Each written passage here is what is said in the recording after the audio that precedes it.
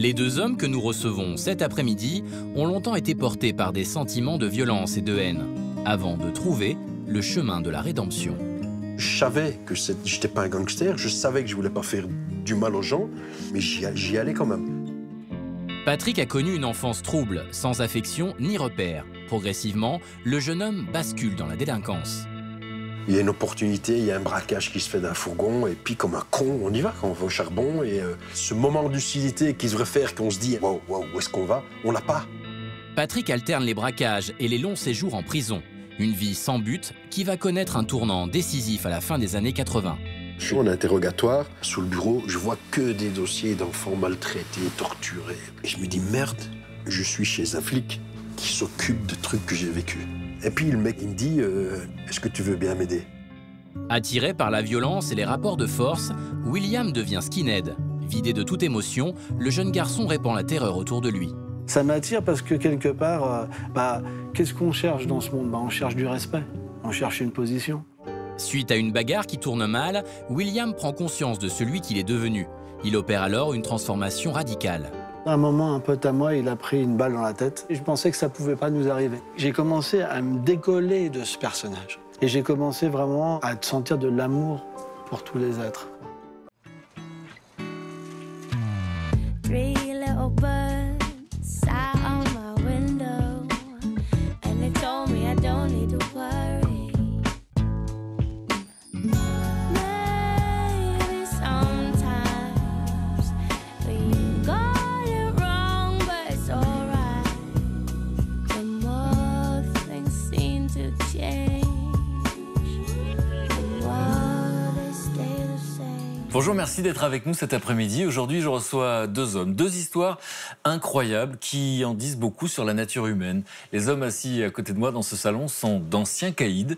Ils ont commis des actes hors la loi, ont été condamnés par la justice. Pourtant, l'un et l'autre ont décidé d'abandonner leur existence de voyous. Ils ont eu la force de changer de vie pour se racheter de leurs fautes passées. Quel genre de déclic peut permettre un tel virage à 180 degrés ? Comment trouver la force de changer quand on est un délinquant aux yeux de tous ? Comment tirer des leçons de ces erreurs pour en faire une force ? Deux histoires spectaculaires de résilience et d'espérance qui nous montrent qu'il est possible de changer du tout au tout dans l'existence. Patrick, pour qu'on comprenne un peu qui vous étiez, ce que vous avez vécu et à quel point vous avez changé, si on devait avoir une image de vos années de banditisme, ça a duré combien d'années ? À peu près 11 ans. Mais pendant 11 ans, il y a les entrées, il y a les sorties, donc c'est... En prison. En prison. À ce moment-là, vous êtes condamné pour braquage, ouais. Vous êtes multirécidiviste. 52 chefs d'inculpation. Et on verra qu'il y a des rencontres qui vont finalement changer les choses pour vous. Le hasard merveilleux de la vie.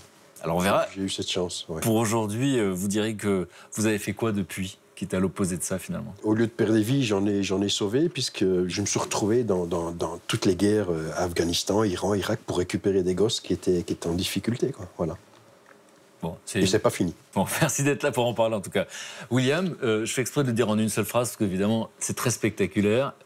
Vous avez été skinhead, vous êtes moine hindouiste aujourd'hui, donc c'est ce qu'on appelle un grand écart. Quand on dit skinhead, est-ce qu'on peut avoir une image de ce que vous avez traversé ? Skinhead, ça veut dire cultiver la haine au point de devenir un animal, quoi, sans intelligence et frapper juste des gens pour devenir heureux. On pense que la haine, c'est le bonheur, quoi. Et de quelle manière vous avez la sensation de vous être racheté finalement ? Eh ben, en aidant beaucoup de gens. Déjà, pouvoir sortir de cette haine, vraiment, et d'aller vers l'amour, c'est un grand espoir pour les gens. Et j'ai beaucoup de jeunes, alors peut-être pas physiquement, mais ça veut dire qu'ils m'appellent en cachette ou par Facebook, ils ont besoin d'aide, ils souffrent parce qu'ils sont dans des mouvances vraiment extrêmes de la haine. Ils n'arrivent pas à en sortir, ils n'arrivent pas, quoi. Donc ils appellent au secours. Et c'est vrai qu'on en parle beaucoup aujourd'hui, des gens qui se radicalisent, ou qui sont dans la haine de la société. Vous avez la sensation de pouvoir les comprendre ? Bien sûr. En fait, l'amour, ça fait que tu es vraiment préoccupé par leurs problèmes et tu peux les comprendre. Et ils sont touchés, les gars. Les gars, ils sont touchés. Au point que ça remet leur vie en question, quoi.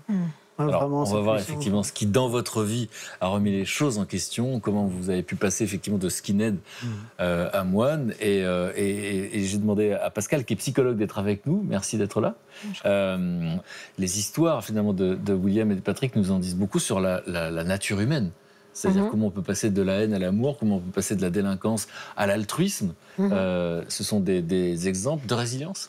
Oui, mais on pense à la notion de changement, mais moi je préfère transformer plus que changement, parce que la transformation, ça donne l'idée d'une continuité. C'est-à-dire il y a eu un avant, il y a eu un pendant, il y a eu un après. Ça veut dire que c'est une évolution, vous voyez. Le changement, on a l'impression qu'on passe de pile ou face comme ça, et puis d'un côté sur un autre, alors que c'est plus compliqué que ça. Il y a une évolution, et cette transformation, c'est le signe qu'il y avait déjà quelque chose à l'intérieur. Ça vient pas de nulle part. Alors William, effectivement, est en train de réfléchir pour savoir s'il est d'accord avec vous. On en parle dans un instant. Patrick, pour comprendre effectivement cette existence si particulière, on va faire un flashback, revenir au début de votre existence. Quand vous naissez, votre mère a quel âge ? 15 ans. Donc elle a 15 ans. Ouais. Et votre père, lui, est en prison. Il va terminer en prison parce qu'il a un problème d'alcoolisme et il va malheureusement tuer sa mère pour prendre l'argent pour aller boire. Donc vous naissez dans ce contexte-là. Oui, et en fait, il était tellement arrangé par l'alcool que pendant qu'il était enceinte, il s'amusait à lui mettre des coups de poing, des coups de pied et tout. Et il termine en prison. Et pour me protéger de sa sortie et sa violence, la justice, avec l'accord de ma maman, décide de me placer dans une institution qu'on appelle un pensionnat à l'époque. Ben, le problème, c'est qu'on pensait me sortir de l'enfer, mais on m'a jeté dedans du côté le plus obscur de l'humanité, quoi. C'est-à-dire ? Ben, c'est viol, torture, et voilà, de 6 ans jusqu'à l'âge de 11 ans, voilà. Des adultes qui sont censés prendre soin de vous. Et surveillants. Et finalement, c'est ceux qui font du mal. Ouais. Mais surtout, quand on a 6 ans et qu'on découvre cet univers-là, on n'a encore aucune référence sur le monde extérieur. Donc, ils sont tellement pervers qu'on se demande que, finalement, on se dit, on subit parce qu'on doit être puni quelque chose, peut-être qu'on a fait quelque chose de mal, et on pense que c'est la normalité des choses, puisqu'on n'a aucun repère avec le monde extérieur. On est maltraité, on se sent coupable. On se sent en plus coupable. Donc, comme on se sent coupable, on ne dit pas forcément à la maison ce qui se passe, parce qu'on se dit, si on dit, il va peut-être avoir une deuxième correction qui va tomber derrière.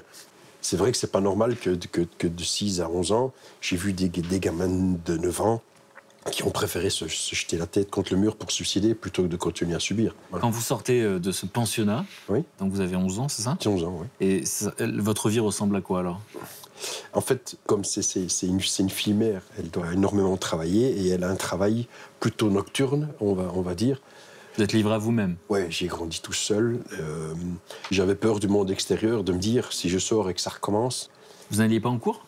Si, j'allais à l'école, mais ma mère avait calculé le nombre de minutes qu'il y avait à pied entre l'école et la maison. Il fallait surtout pas que je passe de 30 secondes.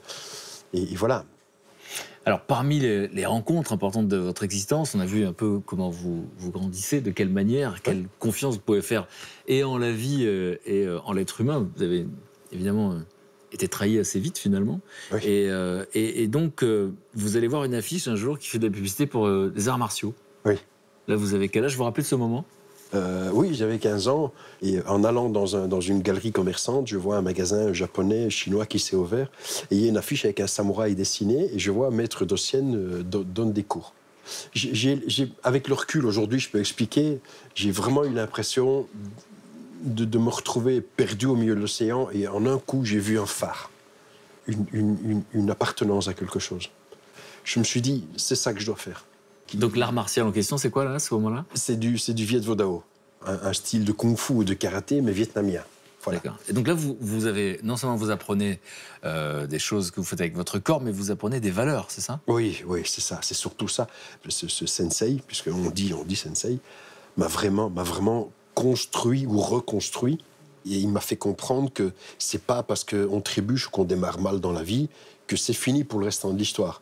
Il était très finot parce que il m'a jamais posé de questions, il m'a toujours laissé parler et j'ai l'impression qu'il lui a fallu une demi-heure pour savoir le gosse que j'étais et d'où je venais. J'ai passé des moments extraordinaires avec lui, j'ai passé des moments qu'on peut dire de solitude où on était face à face avec des moments absolument gigantesques de complicité Oui, c'était... ouais. Il m'a reconstruit, le mec m'a reconstruit, vraiment. Ouais. Il va y avoir un événement qui va à nouveau, j'ai envie de dire, détruire une partie de vous. Vous allez tomber amoureux quelques mois plus tard. Vous vous croyez blindé ou à l'abri de plein de choses, et puis il y a une nana qui passe devant vous, et voilà, on a l'impression que les pieds touchent plus par terre, et on a l'impression qu'on comprend pas trop ce qui se passe, et voilà, et effectivement, j'ai ce bonheur gigantesque de non seulement d'avoir mon sensei, mais d'en plus de découvrir celle que je vais appeler mon rayon de soleil. Et je me suis vraiment raccroché à elle, et elle a réussi à me faire parler. Je lui racontais certaines choses, et je voyais bien qu'elle ne me jugeait pas et qu'elle comprenait. Et voilà, et je me dis, c'est bon, maintenant je vais rentrer dans une vie pleine de soleil, et malheureusement non, puisque je la regarde se jeter par la fenêtre 1 an plus tard, quoi, devant moi. Parce que les parents, ils ont mis un interdit. Comme c'était fille-mère, j'étais un enfant sans père dans un quartier un petit peu défavorisé. J'étais donc systématiquement catalogué dans les mauvaises fréquentations, les trucs pas bien, quoi. J'étais un pestiféré. Alors que ce n'était qu'une famille aussi d'ouvriers, c'était pas plus que moi. Donc la vie s'acharne et elle me ramène en arrière en un coup. Et malheureusement, aujourd'hui avec le recul, je dis malheureusement, je dis puisqu'on dit que je suis un voyou, que je suis un gosse de mauvaise vie et ceci, et puisque la société m'a pas fait de cadeau, je dis maintenant elle va me subir. Hein. Et donc je rentre dans le monde du banditisme. Je dis maintenant vous allez assumer, quoi. On va voir. Puisque vous avez été là pour me massacrer mon enfance, vous avez été là pour massacrer mon adolescence, on va voir maintenant. On va voir. Et déterminé comme je suis, j'étais tout en haut. J'étais aussi loin que possible. William, qu'est-ce que vous ressentez quand vous entendez ce début de vie ? Ça me rappelle la mienne aussi, quelque part. Mais en fait, tout démarre... moi, je me rappelle la vie dans les cités. Donc vous grandissez à Bagnolet ? Voilà.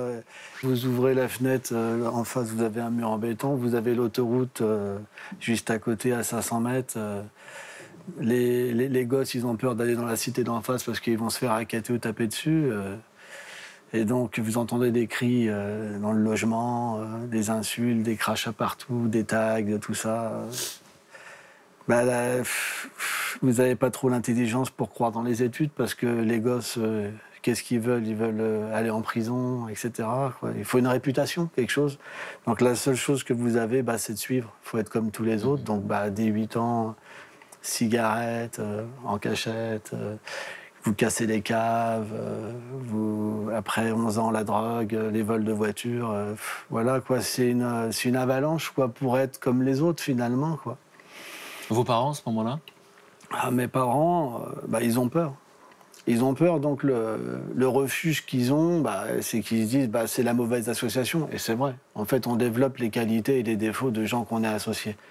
Et donc, ils ont cru que de me mettre dans une école privée, ça allait arranger les choses, des choses comme ça. Mais en fait, finalement, comme ma seule façon de sortir de ce système, c'était pas par l'intelligence. J'avais pas de gens qui pouvaient me faire croire dans la société. Moi, le système, dès l'enfance, tout petit, je l'ai rejeté parce que je me disais, mais quand je voyais tous ces gens qui étaient bourrés, qui rentraient... Mon père buvait de l'alcool. Déjà, je pensais que c'était une société, il n'y a pas de substance. Donc finalement, il faut que tu te fasses ton système. Et vous vous rappelez de la première fois de votre vie que vous voyez des skinheads ? En fait, j'avais un prof... Vous aviez 13 ans en Angleterre, c'est ça ? J'avais un prof de musique qui était cool. Donc il nous faisait découvrir des musiques un peu speed, Sex Pistols, des choses comme ça, quoi. Et puis j'ai été en Angleterre, quoi.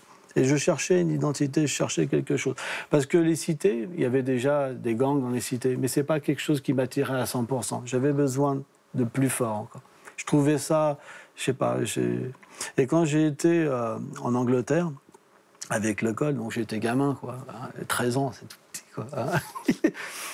Et j'ai vu un gars, qui était rasé, balèze, et des tatouages, tout ça, avec une fille skinhead, comme ça. Il déambulait dans les rues de Londres, comme ça. Et puis ça m'a fasciné. Vous vous rappelez ce que vous vous êtes dit à ce moment-là ?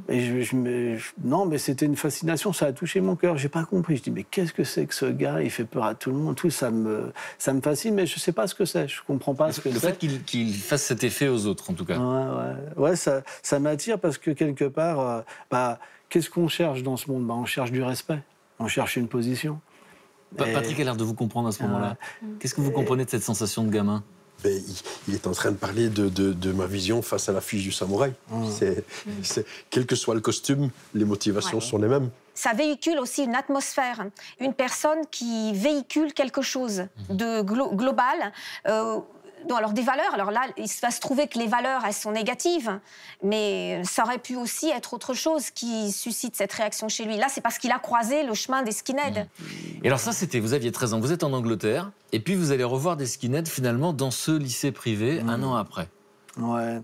En fait, ce qui se passe, c'est que j'ai ce flash, c'est quelque chose qui m'attire. Et puis, les autres écoles voulaient plus de moi parce que je commençais vraiment à fracasser des gens, quoi, mais durement, quoi.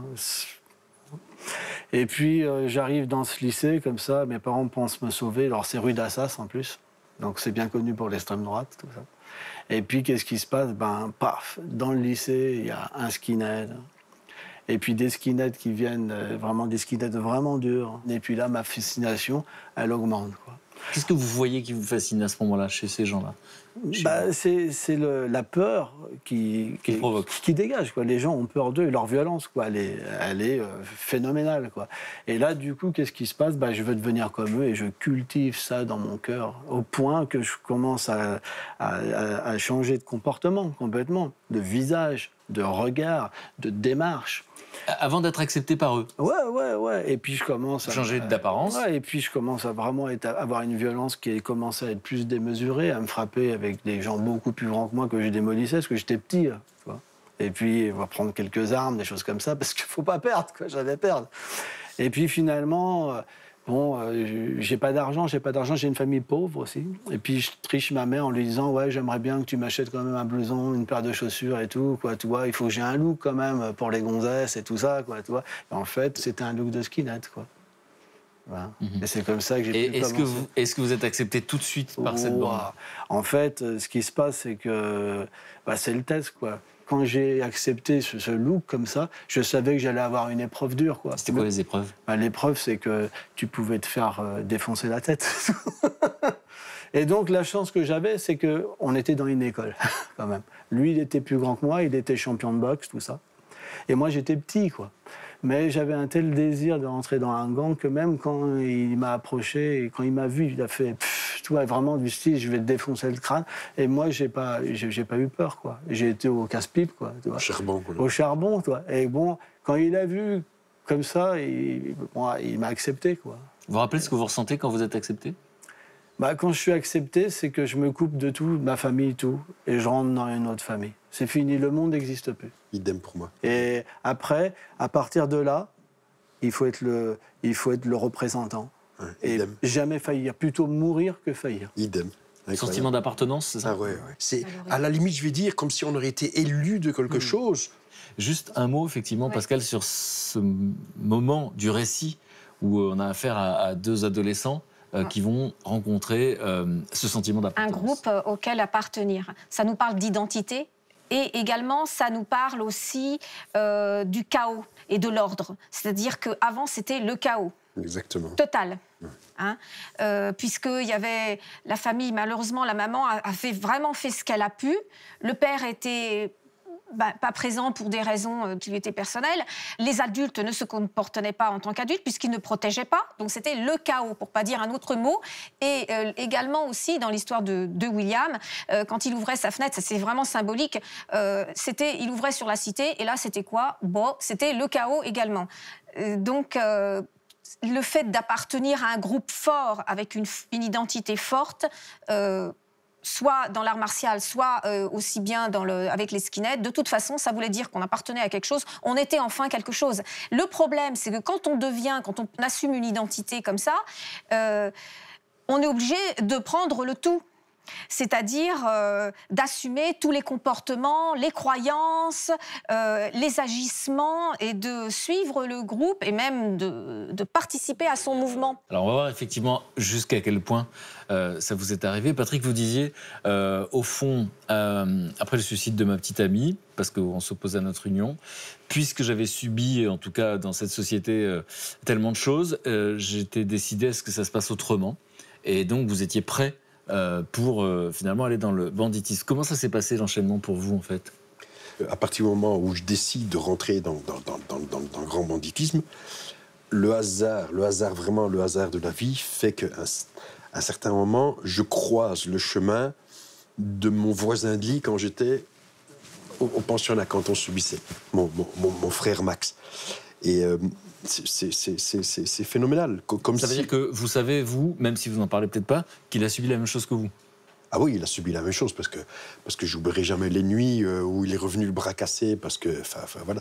Et comme on n'avait pas le droit de parler dans le dortoir et qu'on racontait pas, j'oublierai jamais, c'est une phrase qui me suit toute ma vie, c'est qu'à un certain moment, on s'est tendu la main, pendant qu'on était en dessous, dans notre lit, on s'est tendu la main, et mon frère Max m'a dit, un jour, on les crèvera tous.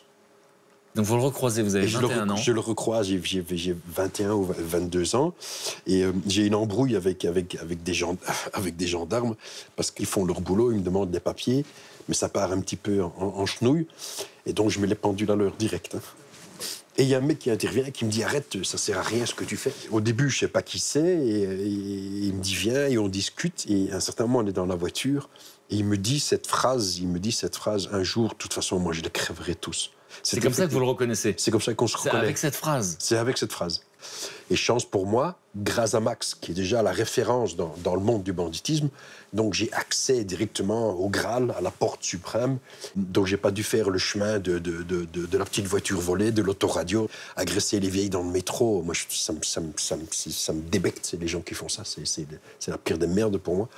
Donc je suis rentré directement. Le souci, c'est que je rentre dans un univers où, une fois de plus, il faut faire ses preuves. Et j'oublierai jamais, on est dans un hôtel de Bruxelles, où on est dans une grosse réunion, et ça se passe comme dans le film, il y a vraiment des grosses familles qui sont là, qui viennent un peu partout, et mon frère Max décide de me présenter. Et on me présente, effectivement, et il y en a un dans la bande qui me dit « Il vient d'où, de quelle famille, on ne connaît pas », et je me vexe. Et je fais la roulette russe. Je le regarde, j'enlève les cartouches, je dis « Ça, t'as les couilles de fer », et je fais clac. Donc, rappelez-nous le principe, c'est que donc il vous laissait une balle. Une balle dans le barillet, on tourne le barillet, on ne regarde pas et on tire. Et là, il y a eu un grand silence. Quand vous le faites, parce qu'on voit bien comment ça s'est passé, puisque vous êtes là pour le raconter, oui. Je voudrais être dans votre tête au moment où vous faites ça. J'en ai rien à foutre. J'en ai plus rien à foutre de rien. Pensez bien qu'avec ce que j'ai vécu, avec ce que j'ai perdu, qu'est-ce que j'en ai à foutre? Qu'est-ce que vous allez me faire de pire? À la limite, je meurs, ça arrange un petit peu les problèmes quand même, quoi. Je me dis, c'est ce qu'on se dit à ce moment-là. Mais je pense que la détermination que j'ai à ce moment-là fait que ça stupéfie tout le monde et ça me donne l'American Visa, la Golden, j'ai mon passe-droit direct. Et je trouve une famille, et je trouve des règles, et je trouve des repères, et je trouve des... Et je me retrouve avec un ange gardien, parce que comme je suis le frère de Max, ben systématiquement, quand je me déplace, il y a un ange gardien qui est avec moi, Santino, qui a une tête de plus que moi. Donc j'ai l'impression d'avoir un bodyguard. Et un gamin de 21 ans qui se retrouve demain à Monaco, Nice, dans les plus beaux endroits, et garde du corps, avec mais à part l'euphorie, la réussite, qu'est-ce que vous voulez, qu'est-ce qu'il voulait d'autre qui m'arrive? Et vous faites quoi pour ça, d'ailleurs? On va dire qu'au début, ma spécialité, c'est récupérer des créances. Donc vous avez l'impression de faire quelque chose de juste? Je pense même pas que je me posais la question. Je faisais ce que j'avais à faire et moi, je pense pas. Et puis le hasard fait qu'à un certain moment, on en vit un petit peu plus et on en vit. Et puis il y a le challenge et puis il y a une opportunité, il y a un braquage qui se fait d'un fourgon et puis on y va, quoi. On veut aussi montrer qu'on est bon, on veut aussi un peu faire sa place. Et puis comme un con, on y va, on va au charbon. Et les mecs qui se rendent compte que comme je suis dans la démesure, à la limite, je suis presque un danger pour eux parce que je suis l'ingérable. Mmh. Et dans cette période de 11 ans, avec la vie que vous décrivez, il y a des allers-retours en prison. Oui. La première fois que la porte se ferme, qu'on entend cette porte fermée avec le jeu des clés qui rentrent dedans, on se demande quand même ce qui se passe. Hein. On la ramène pas, on n'est pas fiers comme on est. Il y en a qui pleurent, il y en a qui ceci. Moi, j'étais à cette période-là, j'étais dans l'acceptation. J'ai dit, ben voilà, j'ai merdé, j'ai payé, je suis en prison. De toute façon, faire mon cinéma, ça va pas ouvrir la porte, ça va pas casser les murs, je suis au placard. Donc je m'assois sur mon lit et j'attends.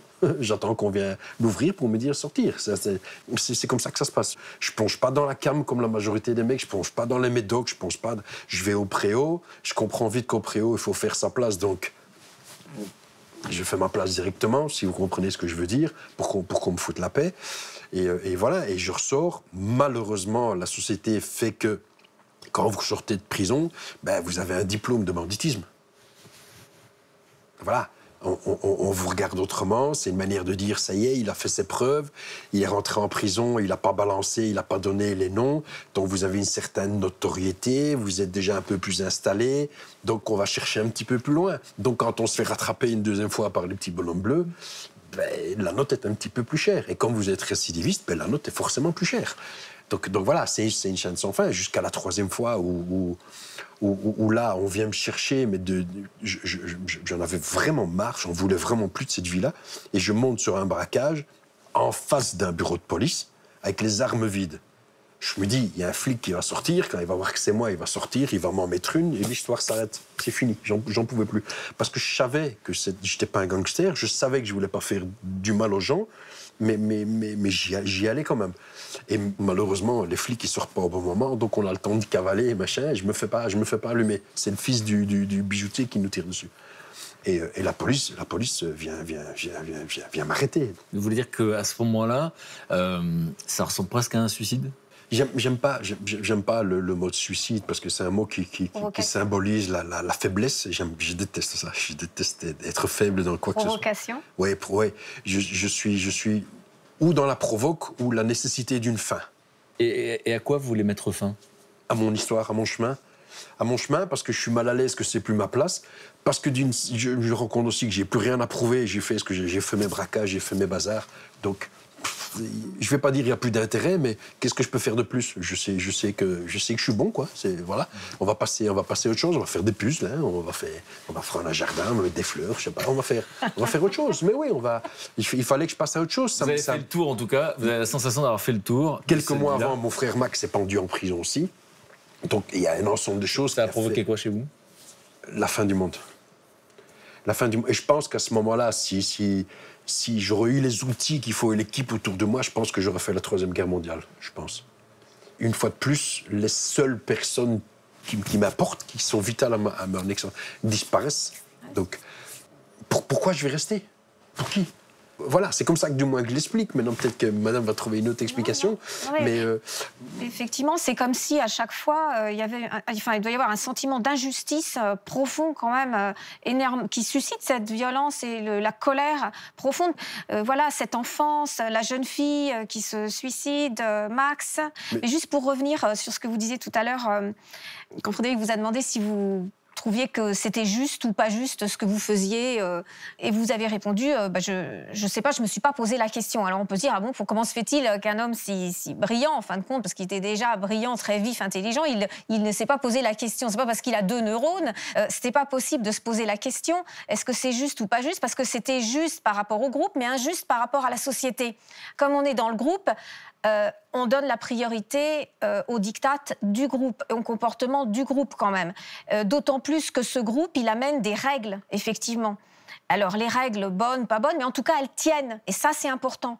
Parce que dans l'enfance, les règles, elles n'ont pas tenu. Parce que les règles, c'était que les adultes se comportent comme des adultes et qu'ils défendent, et non pas qu'ils agressent, protègent. Voilà. Donc, il y avait les règles, c'était l'explosion totale. Là, il y a des règles. Elles sont ce qu'elles sont et elles tiennent. Et ça, c'est très important. Mais le côté pervers, c'est vraiment cette nécessité d'appartenance. Et William va être d'accord avec moi. Ouais. Quand lui, il est tombé dans le côté des skins, à la limite, on s'en fout de ce qui est bien, ce qui est mal. Pour appartenir, il faut... On appartient à un truc, on ne réfléchit plus, on n'en a rien à foutre, on suit le mouvement.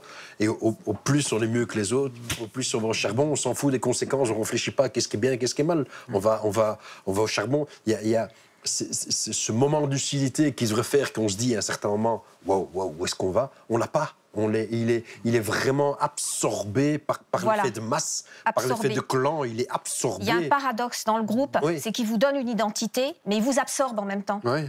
Ça aussi, c'est une source de souffrance, et au long terme, c'est peut-être ça qui fait que les personnes en sortent. C'est parce qu'à un moment, ils se retournent, ils se disent, mais attention, mais là, c'est pas moi ça en fait. Alors on va voir effectivement s'il y a eu cette prise de conscience, mais William, vous confirmez ce que vous entendez là, sur cette appartenance au groupe, où finalement il y a une identité, mais il y a surtout des règles, et on essaie d'être le meilleur dans ce monde-là en fait. Alors, une petite différence, c'est que chez les skinheads, c'est plus barbare. Golgoth. C'est plus barbare. Ça veut dire que c'est un petit peu celui qui en fait le plus. C'est celui qui a le plus de réputation, c'est celui-là qui est le plus, comment dire, apprécié. Et moi, comme j'étais le plus petit, le plus jeune, le plus petit, eh ben, il fallait que j'en fasse 10 fois, 100 fois plus, 1000 fois plus que les autres. Alors, on vous appelle le petit Willy, qu'est-ce que vous deviez faire pour être craint et respecté? Eh ben, en fait, j'étais tellement devenu un animal, quoi, et féroce, que les gens du gang me mettaient même devant, quoi, pour les activités, etc. Je me suis retrouvé, mais à massacrer des gens. Mais massacrer des gens. Sauter à pieds joints sur la tête des gens. Mais laisser les gens sans vie, quoi. Hein, des trucs terribles. Je rentrais, j'avais du sang tous les jours sur mes vêtements. Quand vous dites laisser pour mort, il n'était pas mort. Hein. C'est important de le formuler aujourd'hui. Disons que Quand vous les laissez, vous ne savez pas. voilà, on ne sait pas, et après, il y a la PJ qui vient pour enquêter sur des meurtres, quand même. Donc, il y a la possibilité, quand même. Hein. Et donc, cette escalade à la violence, c'est quelque chose qui déconnecte de la sensibilité. Je n'avais plus de sensibilité. En fait, on dit en Inde, on peut être heureux dans la passion, dans l'ignorance et dans la vertu. Et là, c'est la complète ignorance. Ça veut dire que vous jouissez d'avoir massacré quelqu'un. Vous avez mis un coup de couteau, vous avez mis un coup de hache, vous avez, voilà, pour lui, un coup de pétard, par exemple. Eh bien, c'est une belle discussion, c'est une fête. C'est quelque chose qui apporte un véritable bonheur. Quoi. C'est démesuré. Moi, je me rappelle, dans le petit banditisme, dans les guerres de bandes comme ça, on n'a pas le droit de se sauver. Moi, je croisais une bande, j'étais tout seul. Il y a on a des réflexes, on a des méthodes. Ça veut dire qu'on est programmé pour manifester une atmosphère pour que les gens en face de nous, ils pensent qu'on a un gun et on va tous les buter. Quand j'allais dans le métro, par exemple, les gens se poussaient. On veut être comme Dieu, en fait. On veut simplement avoir tous les gens à nos pieds. On cherche le pouvoir. Quoi. Qui est à l'inverse de subir, ce qu'on disait tout à l'heure. Et en fait, on se retrouve de plus en plus coupés. Tout le monde a peur de vous. Les femmes sont avec vous par peur, par réputation. C'est comme un gars qui vend de la cam, il n'a que des gens autour de lui qui en profitent. Et à la fin, finalement, vous êtes livré simplement à un personnage qui est bête, horrible. Et vous avez autour des gens, finalement, qui vous adorent, quoi. Mais vous êtes malheureux, vous êtes perdu, quoi. Qu'est-ce qui vous manque à ce moment-là? L'amour. Et la haine, ça fait que vous vous coupez de plus en plus de l'amour. Les gens vous détestent. Et le pire, c'est que la haine, comme les gens vous rejettent de plus en plus, il y a une escalade à la haine. Moi, je me suis retrouvé dans ces années noires à porter des vêtements néo-nazis, des croix gammées, des choses terribles, tu vois, sans comprendre ce que je faisais réellement. Juste parce que j'allais dans un quartier comme la Goutte d'Or, par exemple, ou des quartiers soi-disant réputés que vous ne sortez pas. Moi, j'y allais, taré, habillé comme ça, je regardais tout le monde. Voilà. Plus rien vous fait peur, vous n'avez plus de notion de ce qu'est. Voilà, vous n'avez pas le droit d'avoir peur, vous n'avez pas le droit de ceci. Mais en fin de compte, on a peur. L'être vivant, il ne peut pas empêcher d'être peur. Mais vous n'avez pas le droit de le faire voir. En fait, quand on est dans ces milieux-là de violence et de haine, c'est simplement parce qu'on a un problème dans le cœur. Le problème, il est dans le cœur, mais on veut le voir chez les autres. Vous pouvez tous les enlever un par un. Poum, poum, poum, le problème, il restera. Un mot là-dessus? Oui, ce qui est frappant, c'est la perte des émotions et de la capacité à ressentir des émotions. D'ailleurs, il y a un mot qui est prononcé, c'était moi qu'on mettait en premier, bien que j'étais le plus petit, dans les activités. Les activités, je sais pas si on se rend compte du mot, de ce que ça veut dire, des activités du groupe, quoi. C'est-à-dire d'aller taper un peu comme ça, à droite à gauche, des activités, comme de faire de la poterie ou du dessin, ou je ne sais pas, du coloriage. Là, les activités, c'était ça. Et la règle, c'est qu'il n'y a pas de limite. Et le cahier des charges, c'est de détruire le plus possible. Donc forcément... les émotions disparaissent forcément. Sinon, c'est impossible de mener à bien cette mission, parce que ça devient une mission même. Je me rappelle d'une chose, j'étais quand j'étais insensible comme ça, à un moment, un pote à moi, il a pris une balle dans la tête et une balle dans la colonne vertébrale. Ouais. Et je me suis retrouvé aller à l'hôpital, tu vois. Et Ouais. j'avais mon pote qui était dans une bulle, tu vois. Et je savais plus ce que c'était de ressentir quelque chose. Et je me suis mis à pleurer, tu vois, et à divaguer, quoi. Ça m'a, tu vois, ça m'a scotché. Je me suis dit, je pensais que ça pouvait pas nous arriver. Vous avez été happé Voilà. par l'empathie à ce Ah moment-là. ouais. Les émotions. Les émotions, elles vous rattrapent un jour ou l'autre. Négatives et positives, hein, à la limite, la colère, tout ce que vous voulez. Ce qui est terrible, c'est de ne pas avoir d'émotions. De ne rien ressentir. De ne rien ressentir, ni en positif, ni en négatif. On C'est un souffre côté plus. rassurant quand même. Ah bah oui, bah c'est fait pour ça d'ailleurs. Les personnes qui ne ressentent plus d'émotions, qui coupent complètement le courant, c'est pour ne pas souffrir. Ouais. Et... Vous avez la sensation de vivre cette période Je suis toujours dedans. de ne pas ressentir. Ouais, je suis toujours dedans. Je m'évite certaines choses parce que d'abord, je pense que c'est un sentiment de faiblesse. Donc, si je suis faible, ça veut dire que je suis en danger.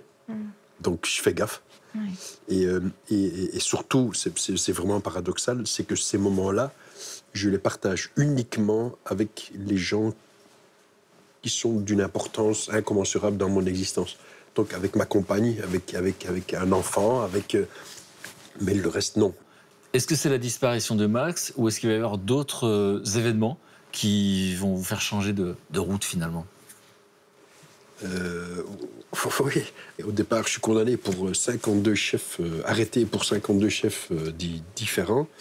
Chef d'inculpation. Chef d'inculpation. Donc, je suis mêlé à des histoires de meurtre, règlement de compte. Enfin, je fais le grand chelem, quoi. Je reçois un doctorat complet pour tout ce qui est dans la criminalité. Je m'en sors bien parce que je me retrouve avec 9 ans. Et comme je l'expliquais plus tôt, je suis dans l'acceptation, c'est les règles du jeu, j'ai perdu. De toute façon, dès que je ressors, c'est une vie qu'on met sur pause. Voilà, on s'en fout, on y va. De toute façon, je connaissais déjà les règles de la prison, je connaissais le monde de la prison, donc je n'étais pas dépaysé, puisque la prison m'offrait aussi une structure et une règle et un code à suivre que j'avais de toute façon à l'extérieur, même s'il était différent. Donc je n'étais pas tellement dépaysé. Et comme j'ai la chance de faire quand même 100 kilos pour 1m90 et avec la gueule que j'ai, c'est plus facile que quand on s'appelle le bully ou comment on dit. Donc j'ai vite trouvé mes places et mis de l'ordre, quoi. Mais le hasard, de nouveau, de la vie me taquine un petit peu, puisque au moment où je suis en pleine instruction, en interrogatoire, il y a les flics de la PJ qui essayent de me faire avouer certaines choses. Ils doivent partir en flag, et comme ils n'ont pas le temps de me déposer au cachot, ceci, ils vont me mettre dans le bureau d'un flic.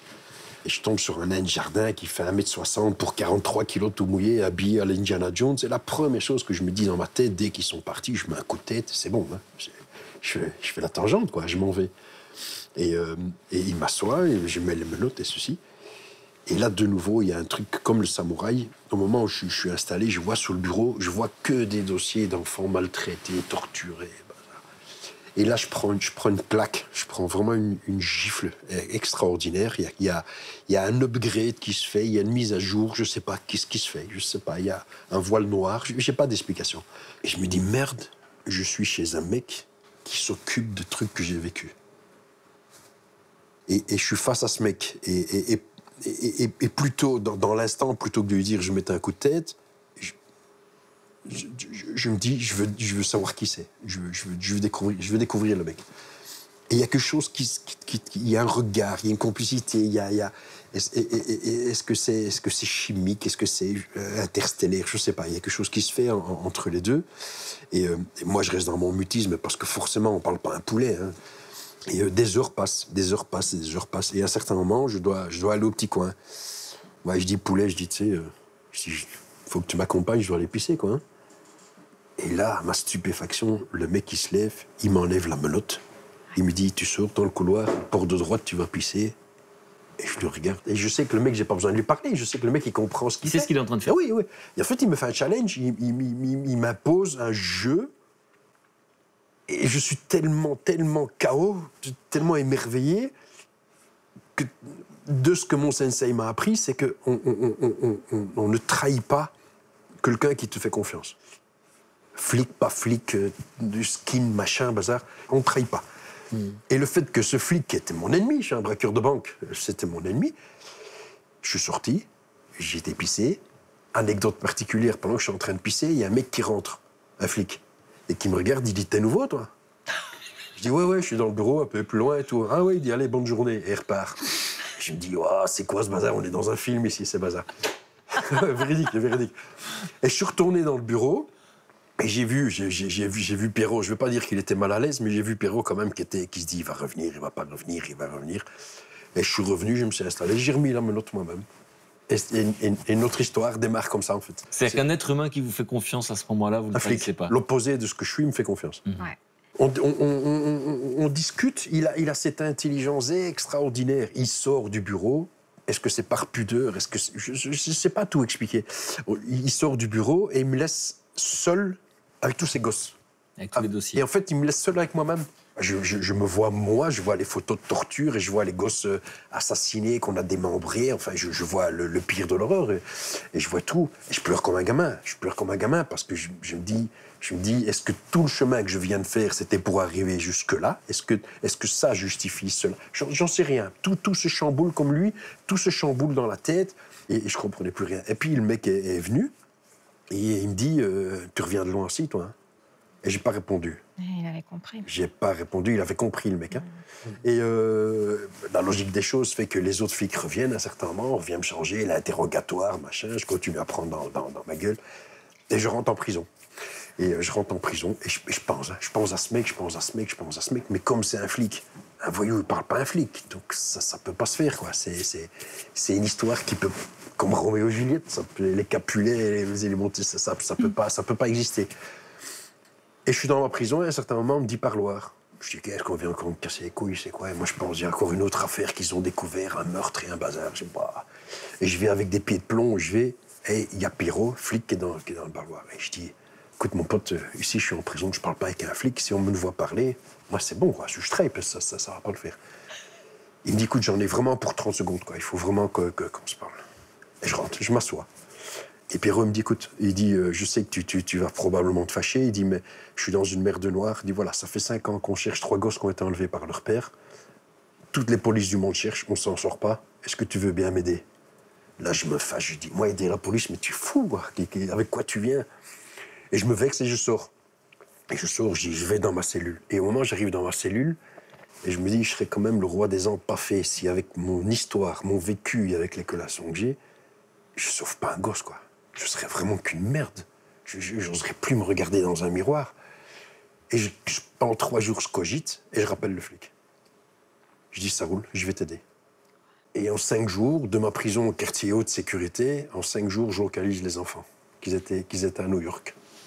Parce que l'avantage des voyous, on a un réseau tentaculaire qui est plus important que la police. Et nous, on connaît un tel qui max machin aux États-Unis et machin. Et on a fait le bazar. Et bon, ça a quand même mis 1 an, parce que entre la collaboration entre la police belge et l'FBI, avant de récupérer les enfants, ça s'est quand même fait. Vous vous rappelez de ce que vous ressentez quand les enfants sont retrouvés? Je pense que je vais vous décevoir, mais pas grand-chose. Pas grand-chose. Et de nouveau, avec le recul, je me dis, merde, pourquoi il n'y a pas un mec comme moi qui est venu me chercher pendant que moi je subissais et que le calvaire de l'autre côté. Donc d'un côté, un peu de mauvais goût dans la bouche, et d'un autre côté, de se dire, tu vois, tu fais pas que des merdes, tu peux quand même sauver des vies aussi, quoi. Et voilà. Et Pierrot est surpris parce que je demande absolument aucune faveur, aucun machin, bazar. Lors de cette première rencontre avec ce policier quand même assez extraordinaire, vous parlez d'un jeu dans lequel il vous embarque. C'est effectivement le jeu de la confiance, mais c'est aussi le jeu du face-à-face. Mais pas le face-à-face entre lui et vous, le face-à-face entre vous et vous. C'est-à-dire, c'est comme s'il allait vous dire, allez, vas-y, fais-moi voir qui tu es. Voyons, qui tu es. Ça vous oblige à vous regarder vous-même vers l'intérieur et qui je suis, qui je veux être. Et donc, vous allez aux toilettes et puis vous en revenez. Réglo, comme on dit. Non? Oui. Mais je suis fier de ça. Je suis très fier de ça. Je pense que c'est un de mes moments les plus importants de ma vie. Voilà. C'est l'histoire d'avoir été pissé. Je pense que de tout ce que j'ai fait... Non, je vous assure, c'est amusant. Hein. Vous avez le sens de la formule, vous savez. Ouais, non, j'étais capable de le faire. C'est ça, en fait. Parce que vous avez été à la hauteur de la confiance qu'on vous a fait à ce moment-là. Oui, voilà. J'étais moi. Vous comprenez ça? Ouais. Parce que c'est un moment fort, évidemment. Ouais. Donc vous rappeliez tout à l'heure que quand vous avez votre ami qui est blessé, là, vous découvrez de l'empathie. Ouais. Mais ça n'empêche pas que je replonge, parce que dans ces milieux-là, on ne connaît pas autre chose, de toute façon. On ne sait pas faire Par exemple, à un moment, j'ai rencontré un professeur de boxe. Et c'est quelqu'un qui s'est pris de compassion pour moi. Il m'a dit, mais tu peux pas faire que ça, là. Qu'est-ce que tu fais, là? Tu frapper les gens dans la rue, tout ça. Et il a essayé, donc c'est quelqu'un qui avait des bons contacts, tout ça. Donc il m'a fait rentrer, bosser dans un restaurant, tout ça. Alors moi, je venais de la rue, comme ça, et je me pointe. Alors, il faut que je m'habille bien, tout ça. Je savais même pas parler, Donc j'ai joué un jeu. Je savais même pas comment parce que je marchais en déambulant, je frappais tout le monde. Et là, je me suis retrouvé, bon, faut que j'assure et tout, quoi. Et voilà. Alors, je faisais des sourires, oui, monsieur, etc. Il fallait que je réfléchisse à mes mots parce que je savais plus parler. Alors, tout allait bien et un gars, un jour, il me dit quelque chose de travers. Bah, je le défonce. Mais tout le monde était choqué, quoi. C'était restaurant avenue Georges V, hein, quand même, hein, place de l'Alma. Et donc, bah, pour moi, c'était l'échec, quoi. Donc il n'a pas porté plainte, le gars, tout ça. Mais j'étais obligé de partir et je suis reparti de plus belle, quoi. Alors qu'est-ce que c'est qui a fait que vous avez basculé? Alors ce qui se passe, c'est que, en fait, dans la rue, c'est une guerre constante. C'est la pression constante. Constante. Et c'est fatigant. Et dans cette période de pression-là, bah, tu peux avoir des moments où tu sens que tu n'as pas de haine. Parce qu'on n'a pas la force de continuer cette ultra-violence. C'est trop difficile, quoi.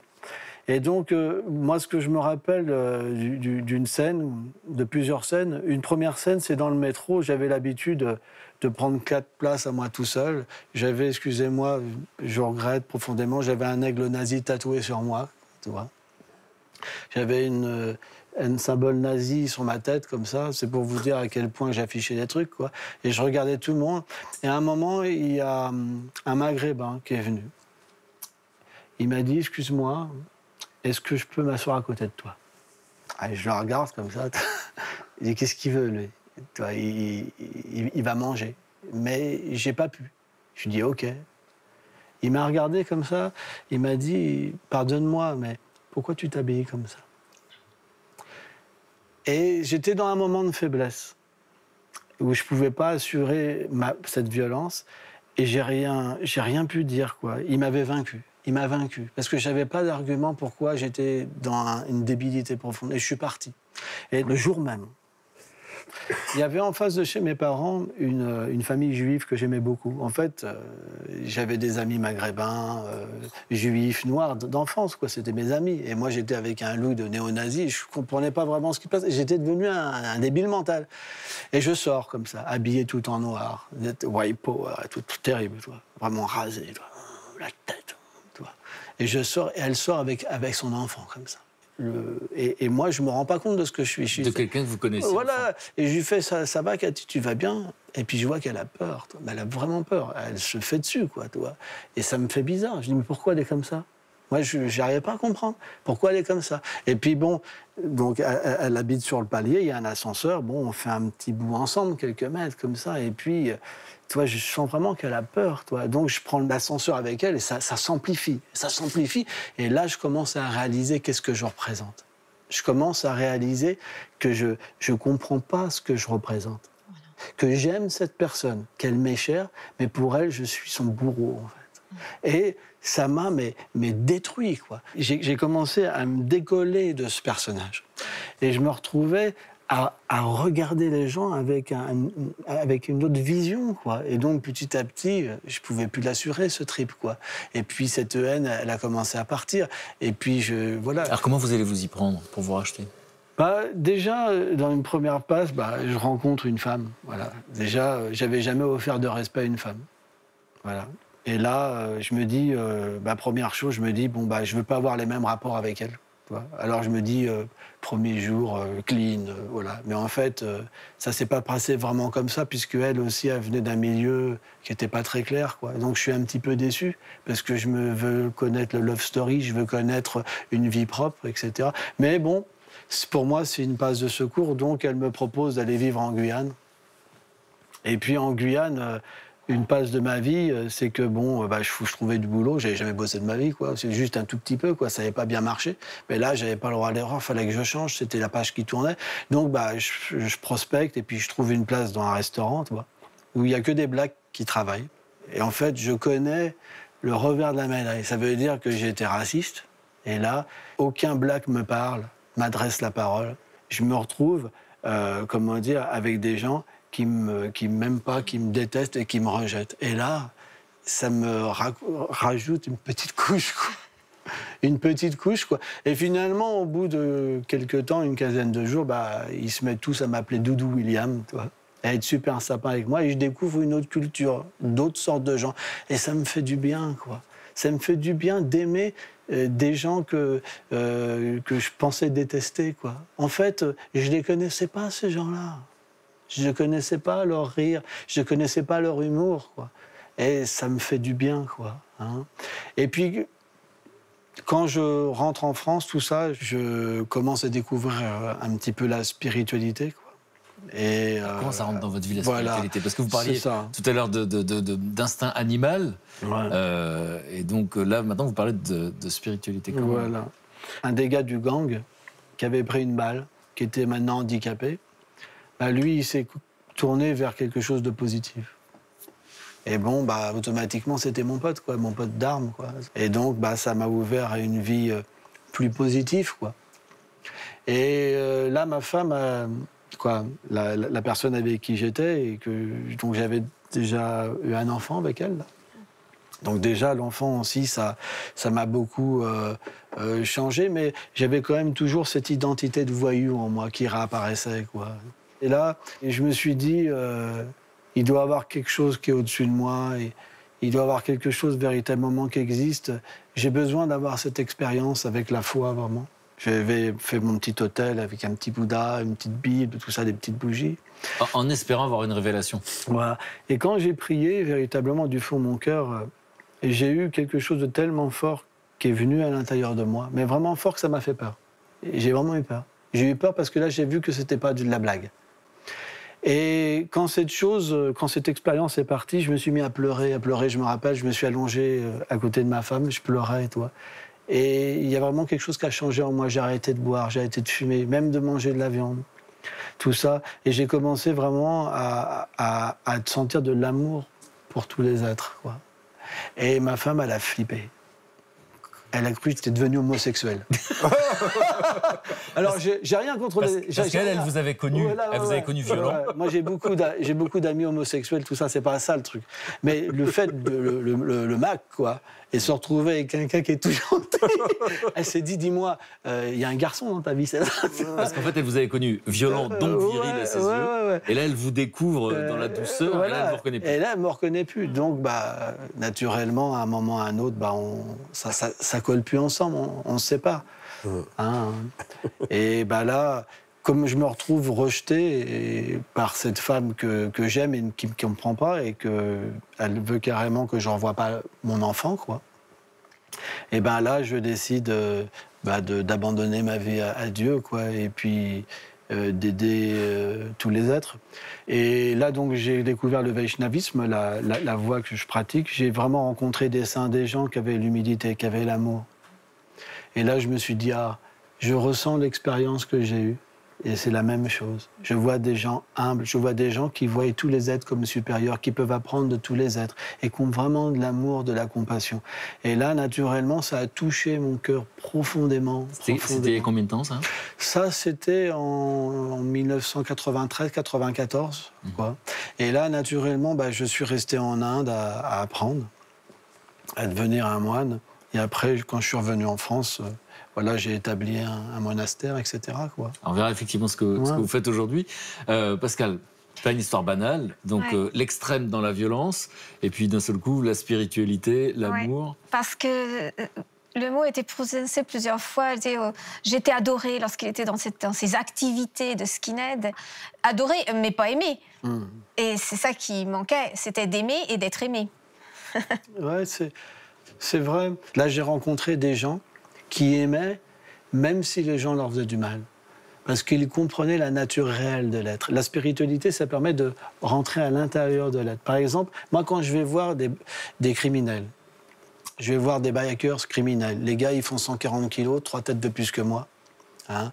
Et vous savez, dans un gang, vous ne pouvez pas être le frère d'un autre parce que vous n'êtes pas dans le même gang. Et un jour, un gars comme ça, il me dit, tu ne seras jamais mon frère, moi. Jamais. Et tu sais, je lui prends la main, je lui dis, tu sais, je t'aime. Il me regarde comme ça. Il dit, alors si tu peux pas être mon frère, alors sois mon père. Et le gars, il me dit, mais tu sais pas qui je suis. Moi, j'ai tué des gens, j'en dors même pas là. Et je lui dis, c'est pas grave, moi, je t'aime. Tu vois.